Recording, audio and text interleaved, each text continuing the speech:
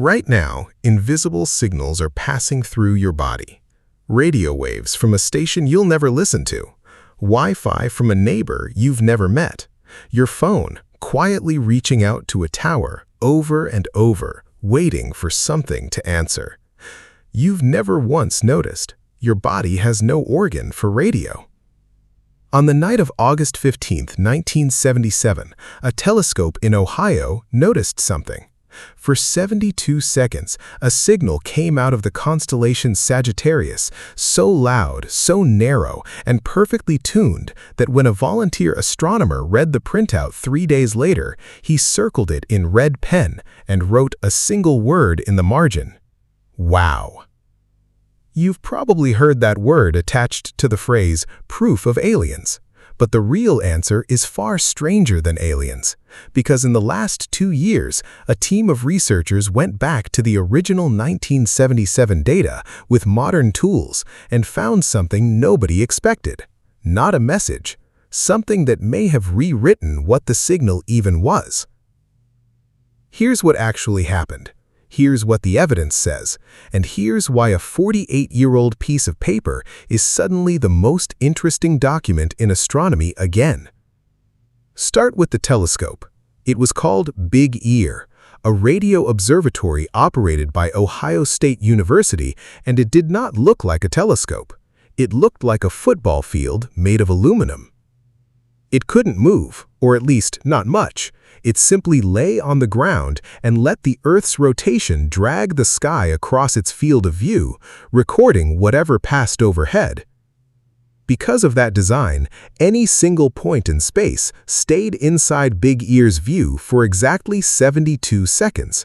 Remember that number. It becomes important. The telescope was part of the Ohio SETI program, one of the earliest sustained searches for extraterrestrial radio signals. Every few days, a volunteer would collect a stack of computer printouts, columns of numbers representing signal intensity, and scan them by hand for anything unusual. Most of it was noise. Almost all of it was noise. The volunteer that week was Jerry Emin. When he reached one particular line, the numbers ran 6EQUJ5. In Big Ear's notation, higher letters meant stronger signals, and U was off the charts, roughly 30 times louder than the background hum of deep space. Emin circled the sequence and wrote his one-word reaction in the margin. That margin note gave the signal its name forever. Question: what made this different from every other blip a radio telescope has ever recorded? 3 things, and they all matter. First, the shape. The signal rose and fell across exactly the 72-second window Big Ear's design predicted for something outside Earth's atmosphere. Anything terrestrial, a passing plane, a radar station, an interference spike, would not politely fade in and out on that precise schedule. The signal behaved like it was sitting still in the sky while the Earth turned beneath it. Second, the frequency. It arrived near 1420 MHz, the hydrogen line, the natural radio frequency emitted by the most common element in the universe. SETI researchers have long argued that if an intelligent civilization wanted to be found, this is the frequency they'd choose, because every astronomer everywhere would already be listening there. It's a cosmic meeting point. Third, and most frustrating, it never came back. Big Ear had 2 feed horns, meaning it scanned each patch of sky twice in a few minutes. The signal appeared in one and not the other. Astronomers pointed telescopes at that spot for decades afterward. Nothing, not once. 72 seconds and then silence for 48 years. That combination, textbook celestial behavior, the most meaningful frequency in astronomy, and total unrepeatability is what made the wow signal legendary. It was too perfect to dismiss and too brief to prove. So the theories came. Comets passing through that region of sky, an idea proposed in 2016 and largely rejected by other astronomers within a year because comets don't produce narrow signals like that. military satellites, reflections off space debris, and of course, a transmission from an intelligent civilization roughly 200 light-years away. Every explanation had a hole in it. For decades, the file stayed open. Then in 2024, someone opened it from a completely unexpected direction. Abel Mendez is a planetary astrobiologist who directs the Planetary Habitability Laboratory at the University of Puerto Rico at Arecibo. He was not, by his own account, a wow signal believer. He has said publicly that, like most astronomers, he'd long dismissed it as a fluke, and definitely not aliens. He wasn't looking for it at all. He was working with archived data from the Arecibo Observatory, the enormous Puerto Rican radio telescope that collapsed in 2020. Between February and May of that year, before the collapse, Arecibo had scanned the sky in a way that happened to mimic how Big Ear worked in the 1970s, which meant the two datasets could be directly compared. Mendez, working with astrophysicist Kevin Ortiz Ceballos of the Center for Astrophysics at Harvard and Smithsonian, and Jorge Zuluaga of the University of Antioquia in Colombia, went looking through it. What they found stopped him cold. The Arecibo data contained several signals that looked a lot like the WOW signal. Same narrow band, same neighborhood of the hydrogen line, just far dimmer. And when he traced where they came from, they lined up with something ordinary and everywhere. Clouds of cold, neutral hydrogen gas scattered throughout our own galaxy. Ordinary hydrogen clouds don't produce signals that loud, but Mendez's team proposed a mechanism for how one briefly could.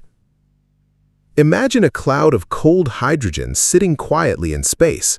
Now imagine something enormously powerful flaring behind it, a magnetar, one of the most extreme magnetic objects in the universe, or a soft gamma repeater.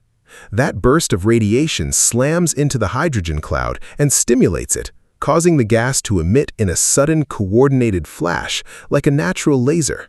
Astronomers call this kind of amplified emission a maser. The cloud doesn't move. It doesn't repeat. It just briefly, spectacularly shines.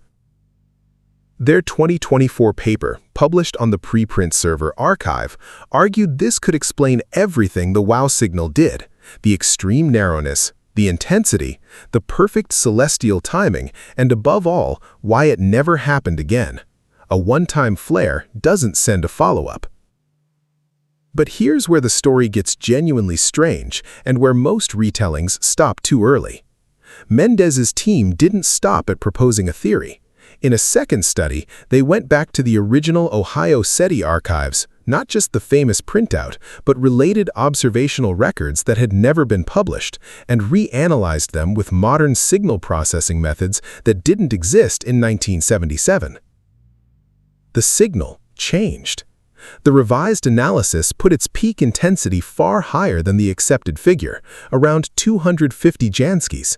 It shifted the signal's location in the sky by several arc minutes from where astronomers had been searching, and it revised the frequency. For nearly 47 years, telescopes around the world had been pointed at coordinates that were slightly, but meaningfully, wrong. Sit with that for a second. The most famous unexplained signal in the history of astronomy, hunted for half a century, and part of the reason nobody ever found it again may be that we were looking at the wrong spot on the map. Mendez has been careful about what this means. In his own framing, the study doesn't close the case, it reopens it, but now with a much sharper map in hand. That's a very different sentence from "mystery solved," and it's the honest one.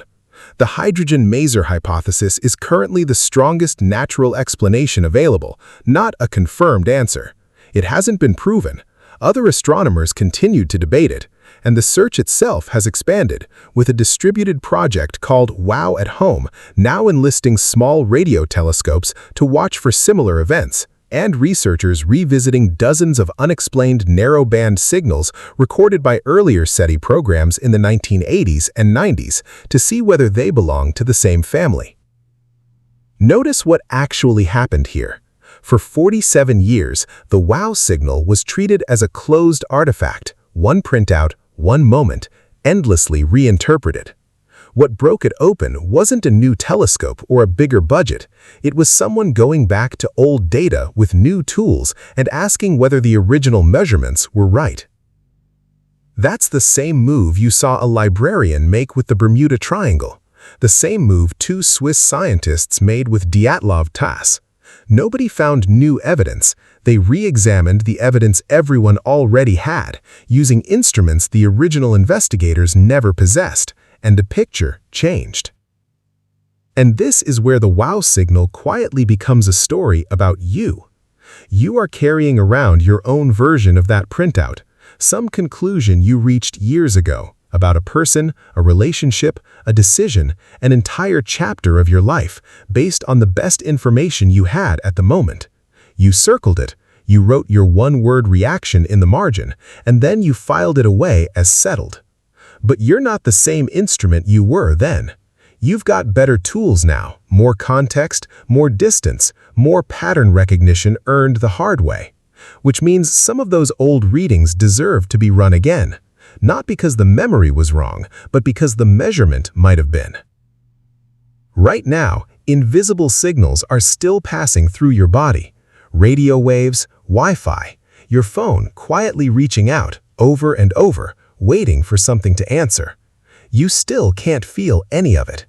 But somewhere out there, in a direction we now know slightly better than we did last year, a cloud of hydrogen may have flared for exactly 72 seconds half a century ago and been heard by a telescope made of aluminum in a field in Ohio. Nobody was speaking, and we still stopped everything for 48 years to listen.